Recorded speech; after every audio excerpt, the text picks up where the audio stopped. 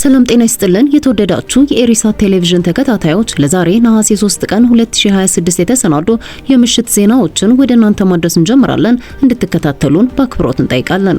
አበይት ነጥቦቹን በቅድሚያ አሜሪካ በኤርትራ መንግስት የቀረበላት የአሰብ ወደብን የመጠቀም ረቂቅ ውድቅ ማድረጓ ተገለጸ። ኤርትራና ሌሎች 4 የአፍሪካ አገራት የደህንነት ጥምረትን ተቀላቀሉ። በአማራ ክልል በተከሰተ የመሬት መንሸራተት አደጋ የ14 ሰዎች ሕይወት አለፈ። የአሜሪካ ፕሬዝዳንት ከኢራን ጋር አዲስ ውይይት እንደሚካሄድ ገለጹ።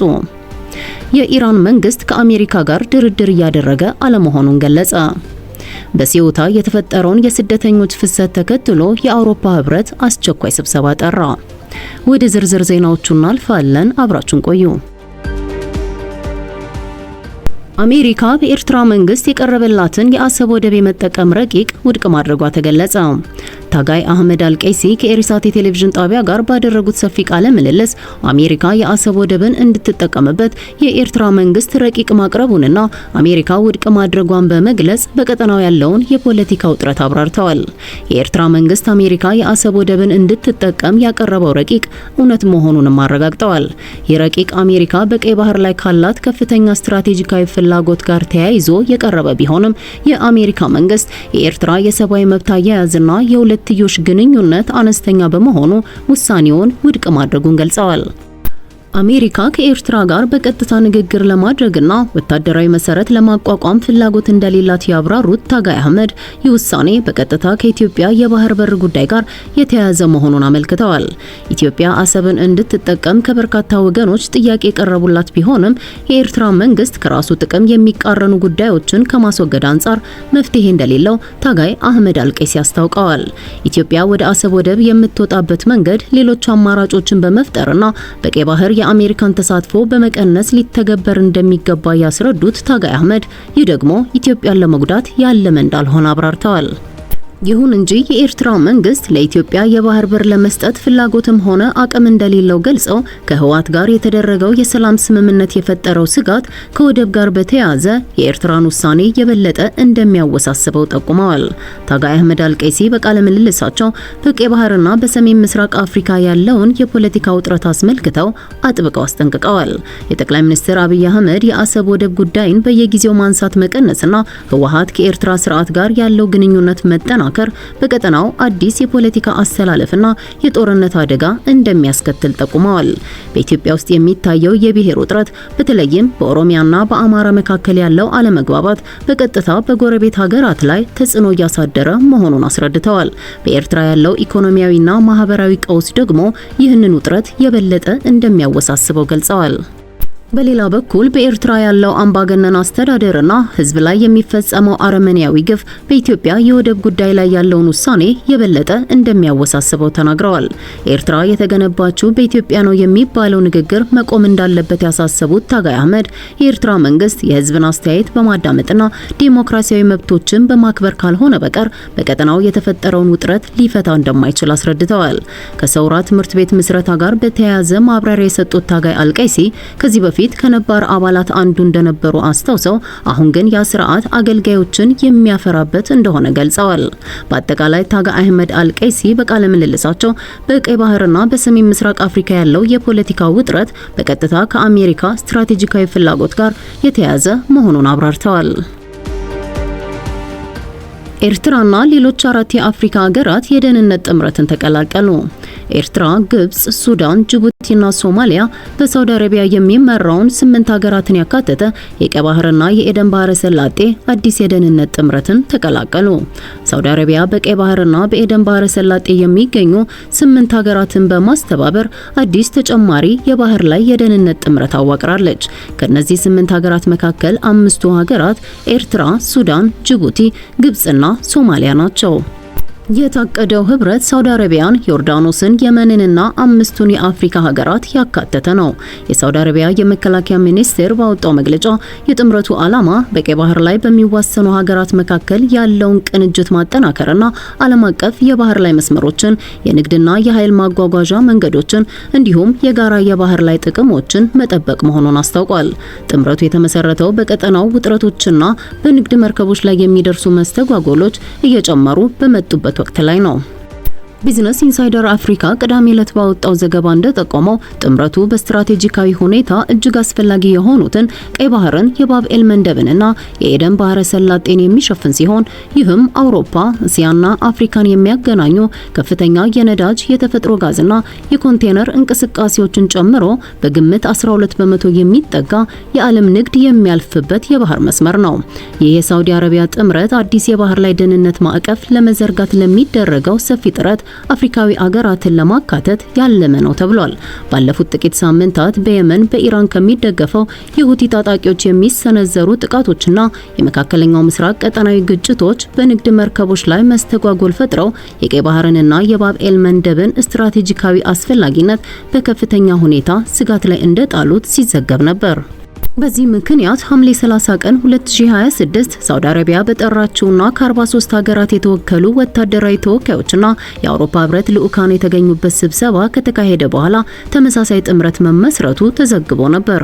አምስቱን የአፍሪካ ሀገራት ያካተተውን ይህንን አዲስ ጥምረት ሳውዲ አረቢያ በበላይነት እንደምትመራውና ዋና መስሪያ ቤቱንም እንደምታስተናግድ ይጠበቃል።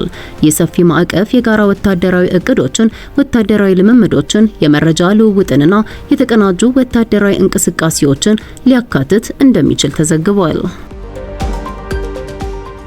በአማራ ክልል በተከሰተ የመሬት መንሸራተት አደጋ የ14 ሰዎች ህይወት ማለፉ ተገለጸ። በአማራ ክልል ሰሜን ሸዋ ዞን በሚገኘው በጻድቃኔ ደብረ ምጥማቅ ቅድስት ማርያም ገዳም ድንገት በተከሰተ የርዕደ መሬትና የመሬት መንሸራተት አደጋ የ14 ምዕመናን ህይወት ማለፉንና በ7 ሰዎች ላይ የአካል ጉዳት መድረሱን የዞኑ አስተዳደር መምሪያ አስታወቀ። በአደጋው በ5 ሰዎች ላይ ከፍተኛና በ2 ሰዎች ላይ ደግሞ መለስተኛ የአካል ጉዳት መድረሱን የሰሜን ሸዋ ዞን አስተዳደር መምሪያ ገልጿል። መምሪያው በአደጋው ህይወታቸውን ባጡና ጉዳት በደረሰባቸው ወገኖች የተሰማውን መሪር ሐዘን የገለጸ ሲሆን አደጋው ከተከሰተ በኋላ በስፍራው በመገኘት የተቀናጀ የነፍስ አድንና የሕክምና እርዳታ ድጋፍ ላደረጉት የወረዳው ዋና አስተዳዳሪ አቶ የማነ ብርሃን ተስፋ፣ የአመራር አካላት፣ የጸጥታ ኃይሎች፣ የሕክምና ባለሙያዎችና የአካባቢው ማህበረሰብ ከፍተኛ ምስጋና አቅርቧል። በተጨማሪም በአደጋው ስፍራ በመገኘት ለሞቱት ጸሎተ ፍትሐት፣ ለተጎዱት ጸሎትና ለተከፉ ወገኖች የማጽናኛ ትምህርተ ወንጌልና አባታዊ ቃለ በረከት እየሰጡ ለሚገኙት ለብፁዕ ሊቀ ጳጳስ አቡነ ቀሌሜንጦስ ያለውን አክብሮት ገልጿል። የአሜሪካው ፕሬዝዳንት ከኢራን ጋር አዲስ ውይይት እንደሚካሄድ ገለጹ። የአሜሪካው ፕሬዝዳንት ዶናልድ ትራምፕ ከሁለተኛው የዓለም ጦርነት ወዲህ የተገመተውን እጅግ ግዙፍ ጥቃት በኢራን ላይ ከመፈጸም ማገዳቸውን ተከትሎ ከፊታችን ሰኞ ጀምሮ በድርድር መልክ የሚካሄድ አዲስ ውይይት እንደሚጀምሩ አስታውቀዋል። ይሁን እንጂ ኢራን ፕሬዝዳንቱ ለዲፕሎማሲያዊ መፍትሄ ያላቸውን እውነተኛ ቁርጠኝነት በተመለከተ ከፍተኛ ጥርጣሬ እንዳላት ይታወቃል። በኩዊንሲ ተቋም ተመራማሪ የሆኑት ትሪታ ፓርሲ እንደተናገሩት የዲፕሎማሲው ጥረት ስኬታማ እንዲሆን አሜሪካና ኢራን ከሆርሙዝ ሰርጥ ባሻገር በሌሎች ሰፋፊ ጉዳዮች ላይ ስምምነት ላይ መድረስ አለባቸው። የሆርሙዝ የውሃ መስመር ጉዳይ አንዱና ወሳኙ አካል መሆኑን የጠቀሱት ፓርሲ ባለፈው ሰኔ ወር በአሜሪካና በኢራን መካከል የተፈረመው የመግባቢያ ሰነድ በመላው ቀጠናው ተኩስ አቁም እንዲደረግ የሚጠይቅ እንደነበር አስታውሰዋል። ነገር ግን እስራኤል በሊባኖስና በጋዛ ላይ የምትፈጽመውን ጥቃት መቀጠሏ የቀጠናውን የተኩስ አቁም ጥያቄ የሚጥስ በመሆኑ ይህ ሰነድ ለታደሰው ዲፕሎማሲ መነሻ የሚሆን ከሆነ ወደ ነበርንበት አልፎም ወደ ከፋ ሁኔታ ልንመለስ እንችላለን ሲሉ ሞግተዋል። ያም ሆኖ ሁለቱም ወገኖች ዲፕሎማሲያዊ ጥረቱ እንዲከሽፍ መፍቀድ እንደሌለባቸው ያስጠነቀቁት ተመራማሪው ምክንያቱም በመጨረሻ የሚኖረው ሌላኛው አማራጭ እጅግ አውዳሚ መሆኑን አስገንዝበዋል። አክለውም ፕሬዚዳንት ትራምፕ በእርግጥ ምንም አይነት ወታደራዊ አማራጭ እንደሌላቸው ራሳቸውን እስካላሳመኑ ድረስ ለዘላቂ ስምምነት ይቆማሉ ብላ ቴህራን ስለማታመን ለዲፕሎማሲ ያላቸውን ታማኝነት አሁንም በጥርጣሬ እንደምትመለከተው ፓርሲ አስረድተዋል። የኢራን መንግስት ከአሜሪካ ጋር ድርድር እያደረገ አለመሆኑን ገለጸ። የኢራን ውጭ ጉዳይ ሚኒስቴር በአሁኑ ወቅት ከአሜሪካ ጋር እየተካሄደ ያለ ድርድር የለም ሲል ዛሬ ነሐሴ 3 2026 በሰጠው መግለጫ አሳወቀ።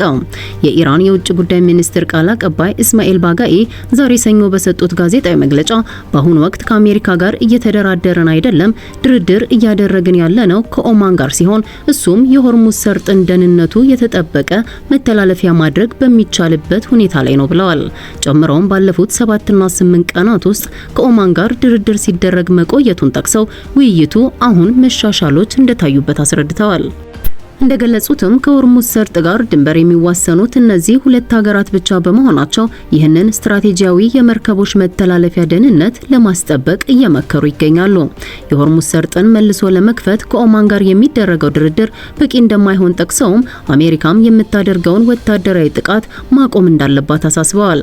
ነገር ግን አሁን ላይ በአሜሪካና በኢራን መካከል ምንም አይነት ቀጥተኛ ንግግር የሌለ መሆኑን አስታውቀዋል። በሲዩታ የተፈጠረውን የስደተኞች ፍሰት ተከትሎ የአውሮፓ ህብረት አስቸኳይ ስብሰባ ጠራ። በአጭር ጊዜ ውስጥ ወደ 60 ሺህ የሚጠጉ ስደተኞች በሰሜን አፍሪካ መሬት ላይ ወደምትገኘው የስፔን ግዛት ሲዩታ ከገቡ በኋላ የአውሮፓ ህብረት ለነገ ማክሰኞ አስቸኳይ ስብሰባ ጠርቷል። በሲዩታ ድንበር የተፈጠረው ድንገተኛ የስደተኞች ፍሰት በአውሮፓ ህብረት ላይ ከፍተኛ ስጋት በመፍጠሩ የአውሮፓ ኮሚሽን ፕሬዚዳንት ኡርሱላ ፎን ዴር ላይን ጉዳዩን ለመወያየት አስቸኳይ ስብሰባ መጥራታቸውን ቢቢሲ ዘግቧል። ከተለያዩ የአውሮፓ ህብረት አባል ሀገራት የሚመጡ የፖለቲካ መሪዎችና ተወካዮች በዚህ ሳምንት መጀመሪያ በባርሴሎና ተገኝተው በስብሰባው ይሳተፋሉ። በስብሰባው ላይ በሲዩታ ድንበር የተፈጠረው ሁኔታ በዝርዝር ይገመገማል። ለወደፊቱም የሚወሰዱ ተግባራዊ እርምጃዎች ይወሰናሉ። በሲዩታ እየታየ ያለው የስደተኞች ፍሰት ከተለያዩ የአፍሪካ ሀገራት የሚመጡ ሰዎች ወደ ስፔን በተለይም ወደ ሌሎች የአውሮፓ ህብረት ሀገራት ለመሻገር ያላቸውን ከፍተኛ ፍላጎት ያሳያል።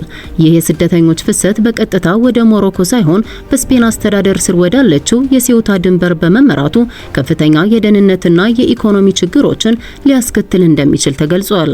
በፕሬዝዳንት ኡርሱላ ፎን ዴር ላይን መግለጫ መሰረት የአውሮፓ ህብረት በሲዩታ የተፈጠረውን አስቸጋሪ ሁኔታ ለመፍታት ከስፔንና ከሞሮኮ ጋር በትብብር እንደሚሰራ ተገልጿል። ድንበሩን ለመቆጣጠርም የጋራ እርምጃዎች እንደሚወሰዱ፣ ተጨማሪ መሳሪያዎችና የጸጥታ ኃይሎች እንደሚሰማሩ ተጠቁሟል። በመሆኑም የአውሮፓ ህብረት ይህን አደገኛ የስደት ቀውስ ለመፍታት በተቀናጀና ተግባራዊ በሆነ መንገድ መስራት እንዳለበት ተገልጿል። በዚህ ስብሰባ የሚተላለፉ ውሳኔዎችም ወደፊት ተመሳሳይ ክስተቶች ቢፈጠሩ በብቃት ለመቋቋም የሚያስችሉ እርምጃዎችን ማካተት እንደሚገባው መግለጫው ያመለክታል። የተወደዳችሁ የኢሪሳት አድማጭ ተመልካቾች ለዛሬ ምሽት ያዘጋጀናቸውን የአማርኛ ቋንቋ አበይት ዜናዎችን በዚህ ፈጽመናል። በሌላ የዜና ጥንቅር እስከምንገናኝ ሰላም ቆዩ።